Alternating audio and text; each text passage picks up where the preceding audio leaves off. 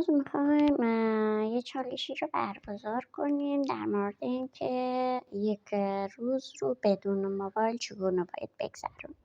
گوشیمون رو امروز خاموش میکنیم تا بدون موبایل سپری کنیم، ببینیم که آیا میتونیم اصلا این کار رو انجام بدیم یا نه، آیا میشه با موبایل بدون موبایل زندگی کرد یا خیر. من امروز میخوام دو ساعت مطالعه کنم در مورد کتاب به نام قورباغه رو گورد بده، در مورد برنامه ریزی هستش که میخوام ببینم این کتاب چه چیزایی رو به ما میآموزه. خب حالا مطالعه من تموم شد، بریم سراغ موبایل. اوه نه، من امروز بدون تو باید زندگی کنم، روزمو بگذرونم.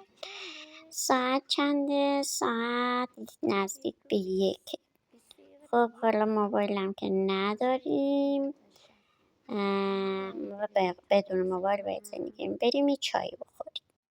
حالا که امروز رو میخوایم بدون موبایل بگذرونیم، بریم تو این ساعت یه چای بخوریم که خستگیمون رفت بشه. چای هم چای محلیه و آدم آرامش میده.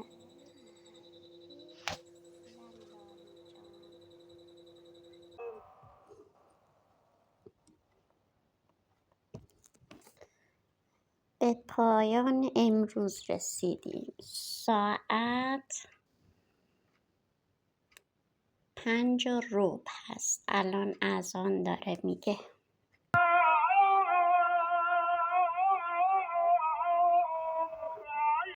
خدایا بگشای دری که در گشاینده تویی، بنمای رهی که راهنماینده تویی. من دست بیش دستگیری ندم، آنها همه فانین و پاینده تویی.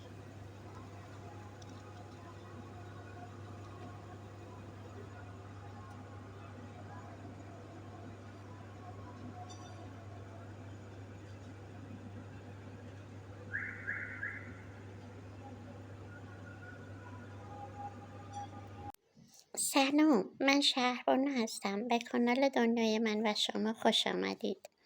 من امروز یه چالشی رو گذروندم با عنوان یک روز بدون موبایل، بدون پیام، بدون تلگرام، بدون زنگ.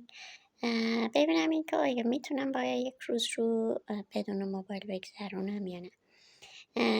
من امروز خیلی چیزا یاد گرفتم، فهمیدم که موبایل ابزار خوبیه، اما اگه بخوایم کنترلش دست خودمون باشه، اگه نباشه خطرناکه. و اینکه آیا شما فکر میکنید بدون موبایل یک روز میتونید زندگی کنید؟ اگه این چالش براتون جالب بود، نظرتون رو برای من بنویسید.